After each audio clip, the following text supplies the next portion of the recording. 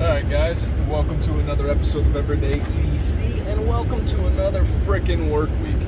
It is Monday morning, and today I'm going to do an unboxing, and then I'm going to try to do a short talk after this. Once again, Sam kind of brought up a good question as far as... Let's turn this off. Sam kind of brought up a good question as far as, like, S35 over Maximit and something like that, so I'm going to give my thoughts. And it's more of an enthusiast versus user situation. But here's a box. I know exactly what's in it. You do not. So let's get to this so I can get driving and not be too late to work. Plastic bubbles. Plastic bubbles. Oh, would you look at that? Tyler got another QSP knife. Who would have thought, right? Tyler and his QSPs. How the fuck do you always open these boxes? Ooh. You guys are gonna like this. Alright. I'm gonna like this. This, ladies and gentlemen, is the QSP Leopard in, let's see here. I think it's that same blue jean micarta.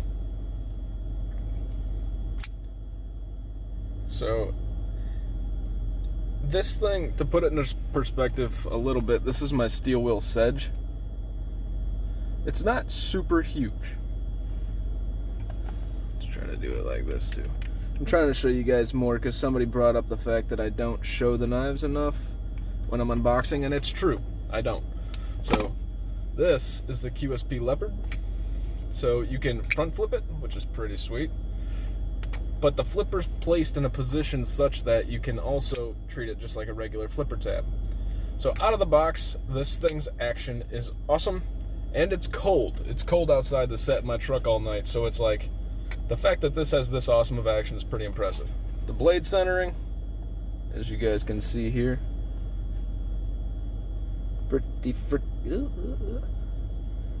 pretty centered. It's from the naked eye, it's dead center. All right, but like I said, it's cold. It's probably sticky. No blade play up and down. And as a generic cut test, let's take my receipts. Oh man. I think this knife is brand new and came out this year. So if that's the case, this is going to be competing with the Cryo and a couple others for budget knife of the year. I'm not sure if I'm going to do a budget knife of the year or if I'm going to do a Tyler's budget knife of the year, which doesn't include budget knives this year. It'll include just the budget knives that I felt and want to rank, and the ones that stand out in my mind that I've felt up until this point. So, you know, give me your thoughts on that. Obviously, I'm not going to go back and give the Rat Model 1 like the budget knife of the year. It's going to be within reason, but there's some knives that I want on the list that don't make the year cut. One in particular. And so let me know if you guys would like that, or if you just wanted to have, the budget knives of 2020. Because budget knives of 2020, believe it or not, is really hard to do because they don't give release dates. And then when you go and ask the vendors or the manufacturers about the release date, they'll basically just say, look at the model number, the highest model number is the newest, you know, but they don't still have dates on them. So it's a little bit more difficult. It can be done, but anyways, the QSP Leopard, all that like frost look on there is basically frost. That's how cold this thing is. But I'll tell you right now, for a small knife, it's not small. This is probably average. I got another comparison for it. I'm carrying the Mini Modus right now, and as you can see, it's slightly longer than the Mini Modus. The Mini Modus is like a below average size. Now, this is almost like perfect size.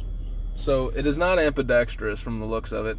The screws kind of look like T6. This isn't a review, but I just kind of want to get this done. Let's see here.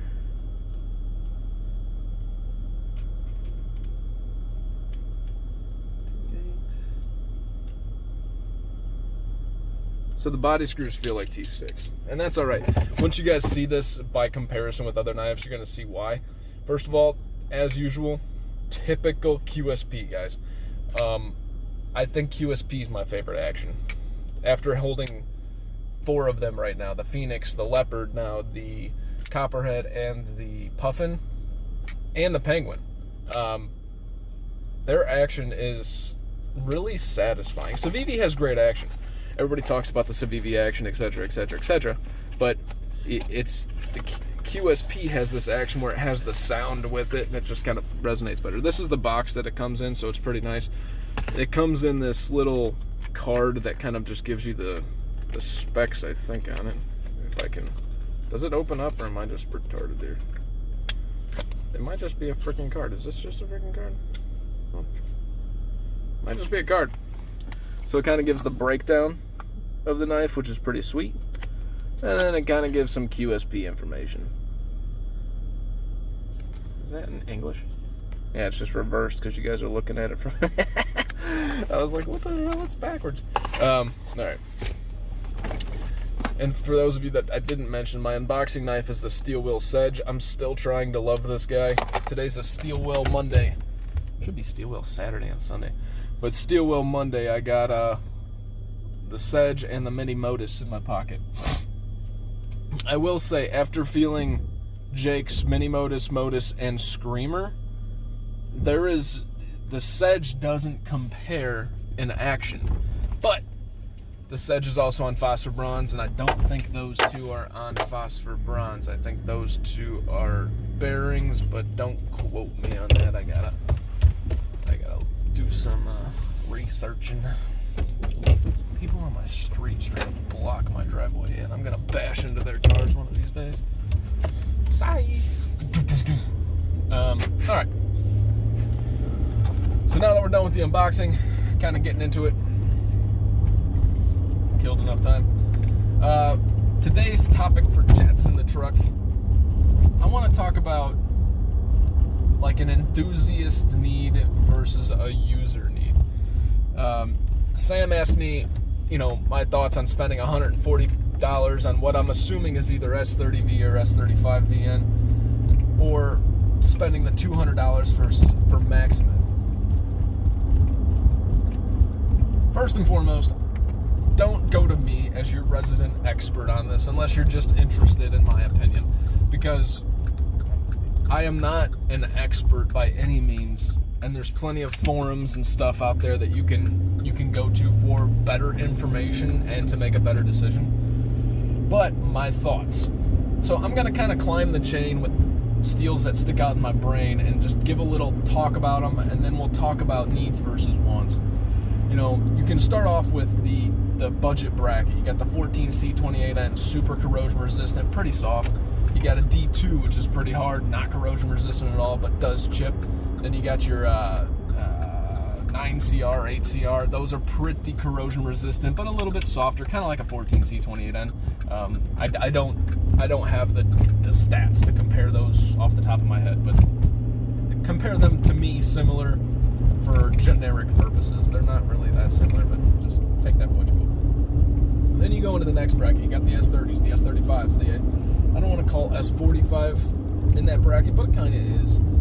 Your Spy 27s, those types of things, CPM 154s, which are all great. They are all well-rounded enough that, like, in my opinion, that's the bracket that you want to live in, is the well-rounded bracket. Once you get up to the S90s, the S110s, not really M390. M390, I think, still makes the well-rounded bracket higher tier for me. But the M4s, the what is it, the O2s? I think that's what it is. Maximates, those aren't as well-rounded. You get up into that upper bracket, and you're paying a shit ton of money for steel that, in my opinion, I wouldn't use. Like, it's not that I wouldn't use it, but I wouldn't use the effects of the chemistry plus the heat treat that they bring to the table, or appreciate them as much, because I don't really pay attention. I use my knife, I put it back in my drawer, and we don't use it consistently enough as an enthusiast because we have too many damn fucking knives in the first place that you don't really need, like, you're not going to notice it. If you have one knife for the rest of your life and you know you do tasks X, Y, and Z, and X, Y, and Z entail you cutting plastic, cutting cardboard, excuse me, cutting styrofoam, all of which you know don't have any staples, nails, or anything like that you're going to come across and chip something, by all means, if you're buying an end user that you're going to get rid of every other knife that you have, if you haven't already, yes, get the M4s, the Maximits, those upper tiers where they're coated with the stuff that'll protect it from corrosion, but they're gonna chip on you. But you also know that what you're using it for doesn't have stuff that'll chip in there. It's just difficult for me to justify as a user spending the money on a Maximit, say PM3, not as a user. Yeah, as a user.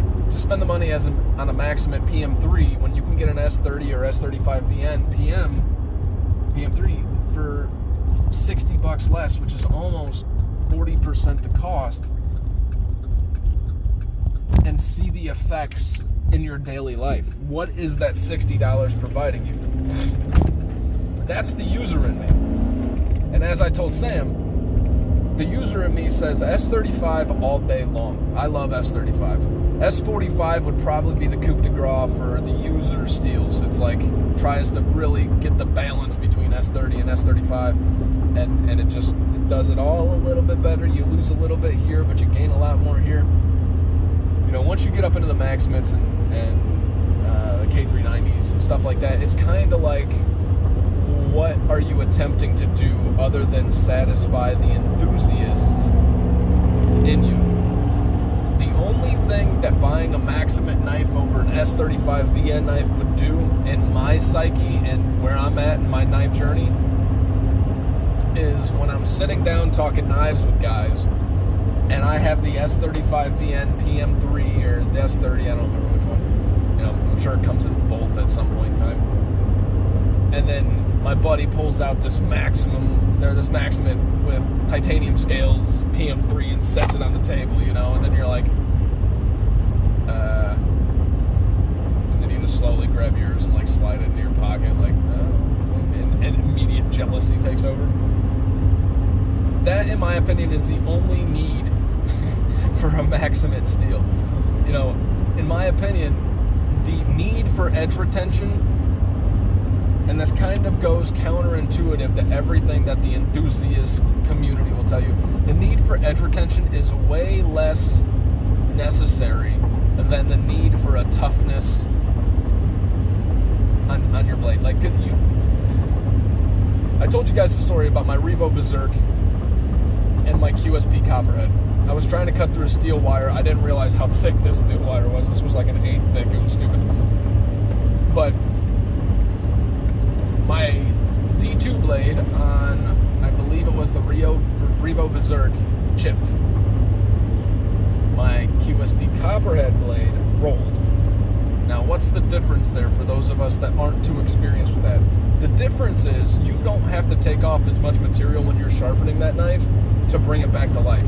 Meaning, if you had one knife for the rest of your life and that was your knife, you chipping it drastically decreases the lifespan of that blade. Now, we're talking relative here. We're talking that knife very likely will last you your whole life, even with a couple chips that you've had to sharpen out of it.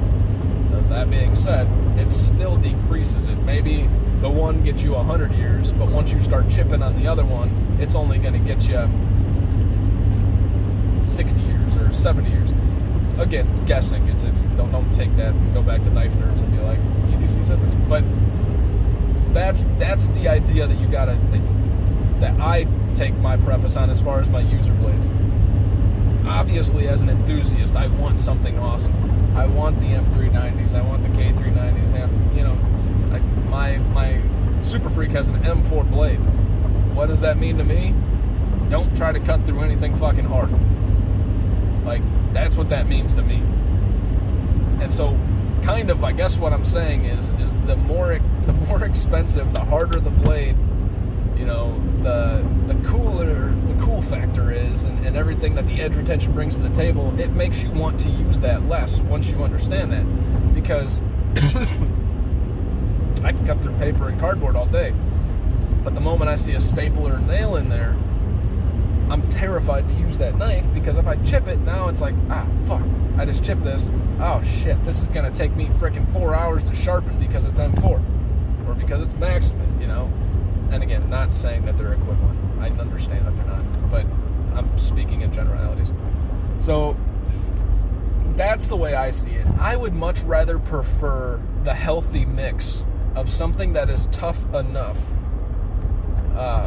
over something that I'll never have to sharpen. Besides the fact that I thoroughly enjoy sharpening most of the time, and I have enough knives that if I'm not in the mood to sharpen, I'll just go grab another freaking one until I want to sharpen my other knife. You don't need, we don't need anything. All you need is the freaking Victorinox most of the time, and if you're cutting down cardboard boxes, go buy the Rat Model 1 in FRN and AUS 8, and that's all you need. The profile and the ergonomics mean way more than the freaking blade itself anyways. Am I going to use a freaking K390 blade that, like, as I'm cutting through a cardboard box, I feel the edge of the scales cutting into my hand? Which wouldn't happen because I know it's a higher, but hypothetically, no. It doesn't matter what the blade steel is. It matters how it feels in your hand and how the geometry of the blade goes through the material that you're cutting. So if you need a more robust blade, like I said, the QSP Phoenix. If you're going through some heavy shit, you're just, that's more of an outdoor wood, I'm not going to call it a batoning knife by any means, but you kind of get where I'm going with that. You don't need anything more than good ergonomics and solid knife, solid, lock up everything, and a good geometry on your blade for the task that you're doing. I don't mean to sound like that guy that's like, blade steels don't matter, but they do, but they're very specific on the task. I don't want to continue rambling, so I'm trying to make sure I hit all the points that I'm looking for. So my thoughts on the Maximum versus S35VN, would I pay $60 more? It depends on what frickin' mood I'm in. If I'm feeling more like an enthusiast that day, yes, I'm buying it. If I'm feeling more like somebody that wants it because I want it, not because I need it, yes, I'm buying it. If I'm buying it to take it to work with me and I know I'm going to thrash the living shit out of it, no, I'm not taking the fucking Maximum blade. I would rather buy a second PM3 for $100 more than I spent on the one for the Maximum if I jack up the blade. I mean, if you want to put it that way, $60 less, you take that, you double it, over the two, you're basically saving, well, it'd be like $120. Not saving. It would cost you $100. Oh, that thought's jacked up. $200, $140 for the knife, times 2, $280. So for an extra $80, you can get a second knife if you needed it. Worst case scenario. So what does that mean? In my opinion, I would stick with the S35s. I prefer the S35, and that's why if you look at like Hinderer and stuff like that, I always use Hinderer because I know most about them through just attrition of watching MC. I've never even felt one. But that's why they choose the S35, because it's a solid all-around steel. They don't want to line you up unless you choose it. They don't want to line you up with something that's going to jack up on your $500 knife that you're like, oh, fuck.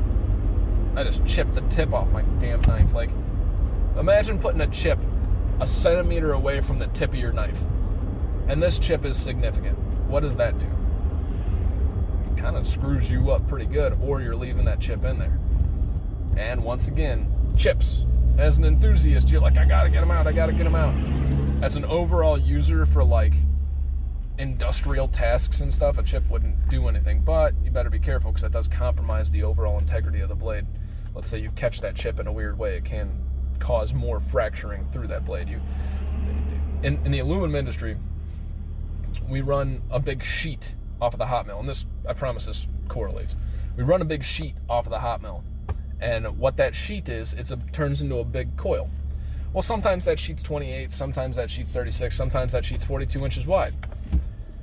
If it's coming off with 0 edge cracks in the sheet, and by edge crack, just imagine a piece of tin foil and then a slight micro tear on the end.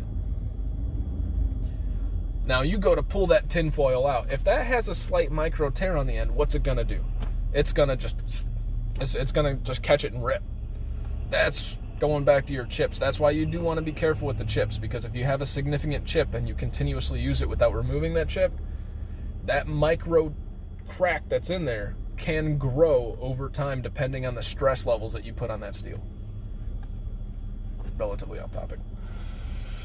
But that's my thoughts. It's if you were to ask me what my favorite overall steel is, it's probably S35 right now. S35 over S30 because I've had my S30 chip on me already. That's irritating.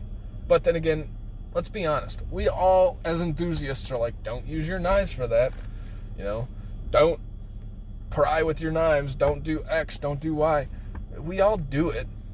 If you put a frickin' knife in your pocket and that is the only tool you have, and then you go to get like something off of something else and you don't have the finger strength or it's whatever or anything else, a flathead screwdriver to get in there, you're gonna look around and be like, I hope nobody in the knife community sees this. Right? That's what happened with my man grove. That's how that fucker bit me. It teaches you a lesson when you do it because you're not supposed to do it, but you still do. So, you know, you need that toughness in your life, in my opinion. I think toughness and corrosion resistance should be king over edge retention, with the idea of a balance. Obviously, balanced is the best, but I would favor my knives towards the toughness or corrosion resistance over the edge retention. Mainly because A, you can bring it back to life, chances are way easier than anything else. But B, you're not going to have to bring it back to life from something drastic. The cool thing about super hard steels is that you very rarely have to bring them back to life. But when you do, it's usually an issue. The softer steels, bringing them back to life, A, is not an issue, but B, the damage is also less. If you have something that bends rather than cracks, you can deal with that. I can straighten that out and use that shitty piece of steel that's on the end of that fucking apex for a much longer time than I would be able to deal with a crack in my knife. I don't know if I gotta rewatch this. I don't know if this is like making sense. I feel like I'm rambling. I wasn't ready for this topic.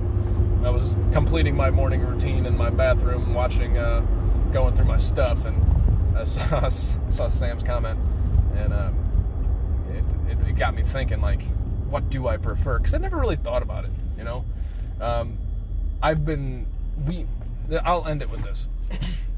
We have all been trained by the enthusiast community in us, which is fine. I'm not saying this is wrong. But we have all been trained to say, edge retention is king. 8CR13 is garbage. AUS 8 is garbage. You know, anything less than, 7CR14 is garbage. You know, and don't get me wrong. Every time I go to Tractor Supply and I look at a knife and I'm like, maybe I'll get this $12 knife and take it home. And then you look at the steel and you're like, 3CR2? Like, and no shit, it's like 3CR10 or something like that. I'm like, you're getting out of here. And then one will say, stainless steel, ultimate corrosion resistance. Like, all right, you asshole. But, so we're trained to think like that. But before you think about, try to take your mind back before you became an enthusiast. What was the difference in your use of knives before you became an enthusiast to after?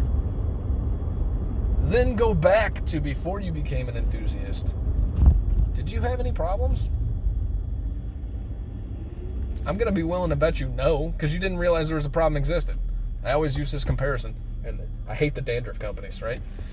I'm not, once again, I once again fall into this category, but I hate the fact that we do. Back in the day, dandruff shampoo was created as a need to eliminate the flaking on your shoulder, right? You see it on the Selsun Blue or whatever in the friggin' Head and Shoulders. Before then, what did you do when you had flakes on your fucking shoulder? Or you had a dry scalp? You're like, dude, I gotta go wash my hair. I got a fucking dry scalp. That's it.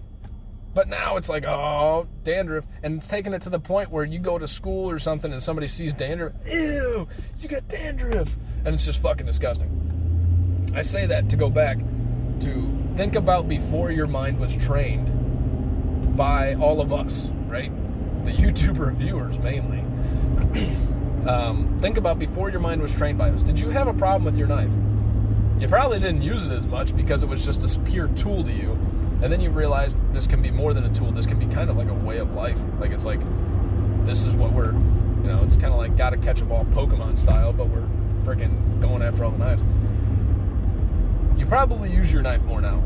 But back in the day, you never had any issues.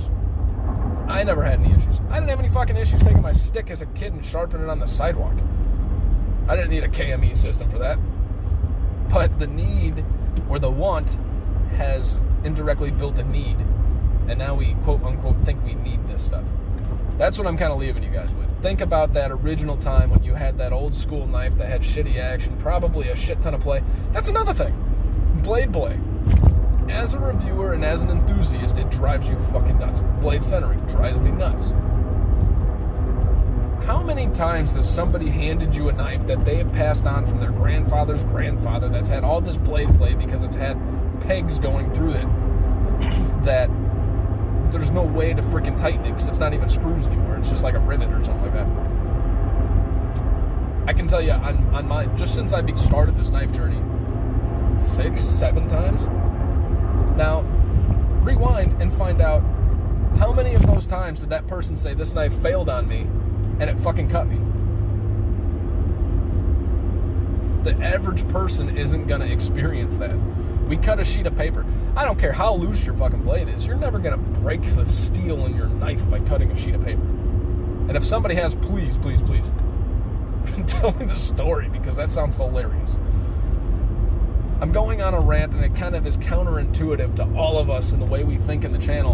And I enjoy the way we think. This isn't to say what we think is wrong. But let's be realistic about how we think and that it's not that realistic.